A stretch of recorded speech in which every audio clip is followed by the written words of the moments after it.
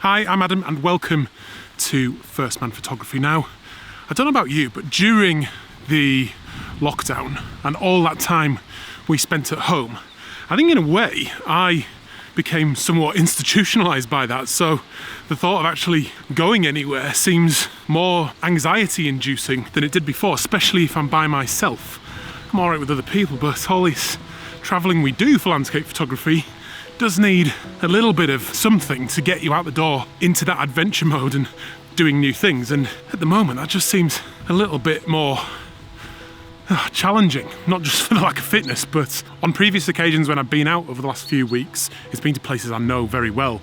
And I actually chickened out of doing a wild camp by myself the other week, or last week. And yeah, just a bit annoyed with myself really. So I forced myself out today to get back on the horse, back on the bike and doing landscape photography by myself in new places, and we'll get that momentum going again. So it's raining now, so I think I'm gonna get into the woods and do some landscape photography.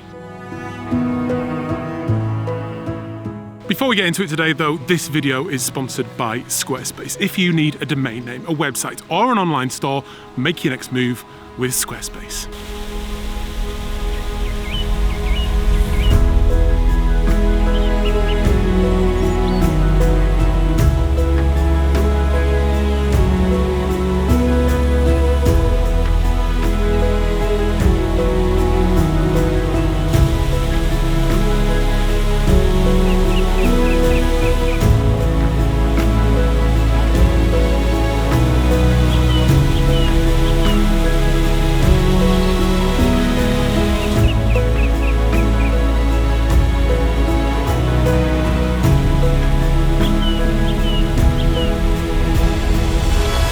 Arrived in this truly remarkable location, as hopefully you've just seen.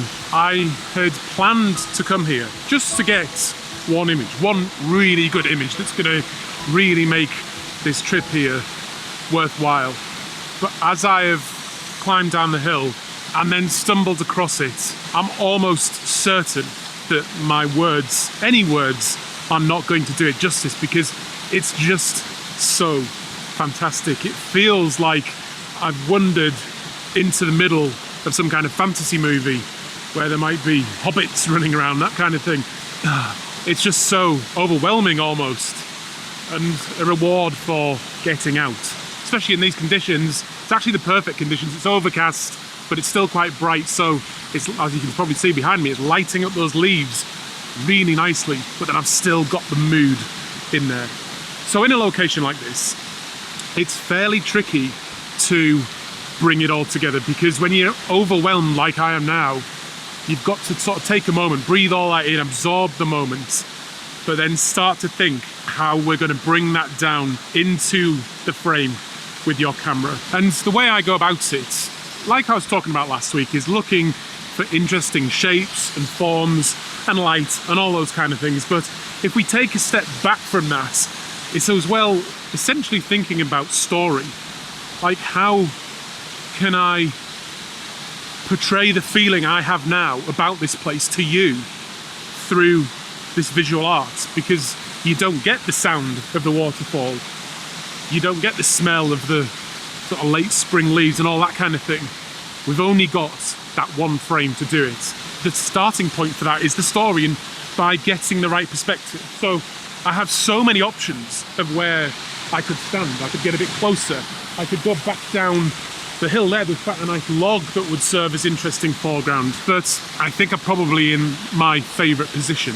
And the reason for that is because this tree here, that rather large one that goes all the way up, is a very dominant feature of this place. So when you're down there, that tree is actually blocking your view of the waterfall itself. Now, the position I'm stood in right now, I can see that that tree is still a part of the frame, and I just love the roots going into that hillside.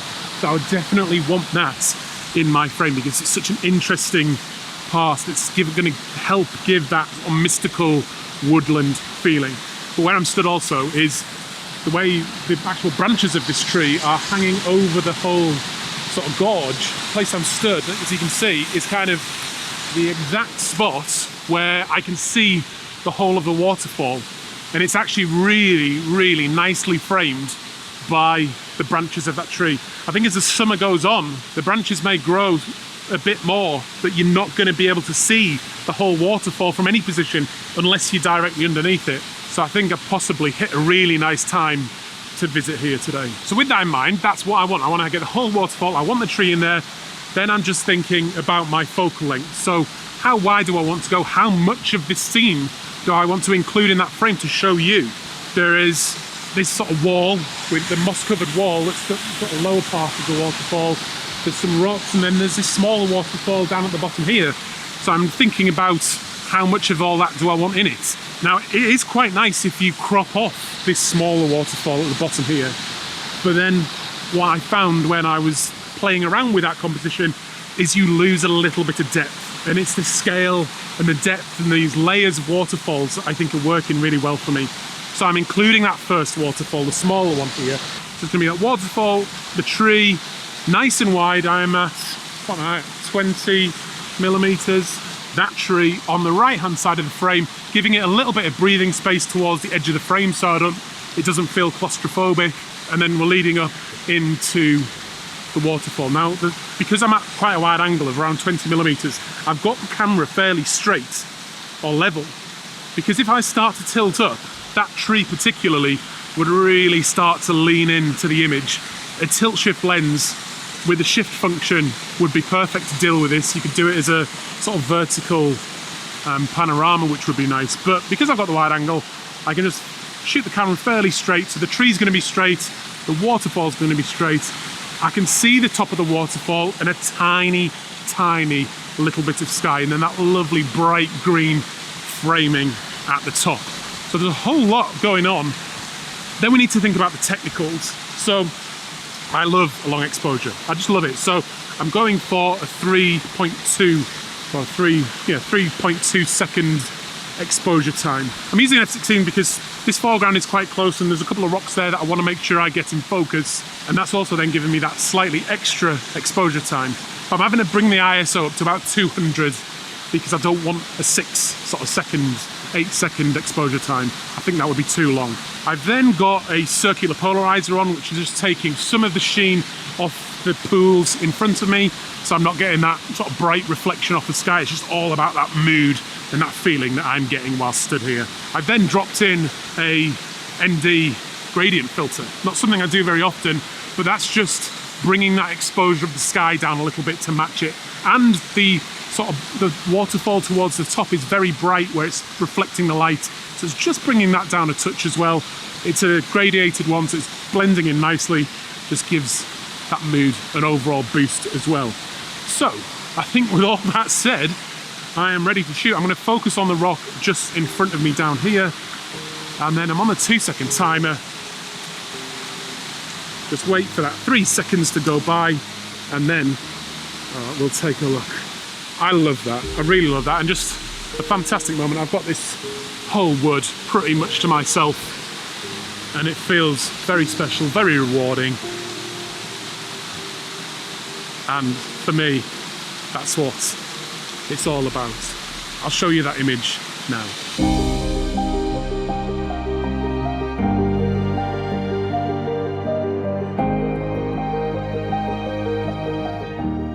As you know, this video is sponsored by Squarespace. Now, Squarespace is just the best place to build your website if you are a photographer. You don't need any technical knowledge. You can upload your photos on there really easily, put a little bit of your text in, use one of their templates, and then within about 10 minutes, you'll have a website up and running.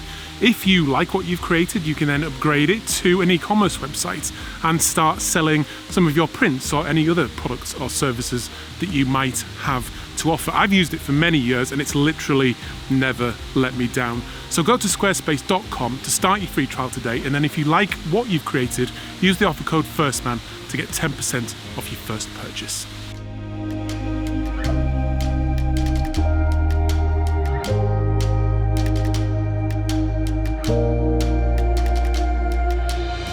So I thought I was ultimately happy with that first image, which I think I am, but when I was flying the drone around for some of that footage, I got much lower down near these waterfalls, and just by happy circumstance discovered a composition which may be better, but it's definitely interesting and definitely worth taking a second shot. So I'm now down really low, closer to these initial waterfalls.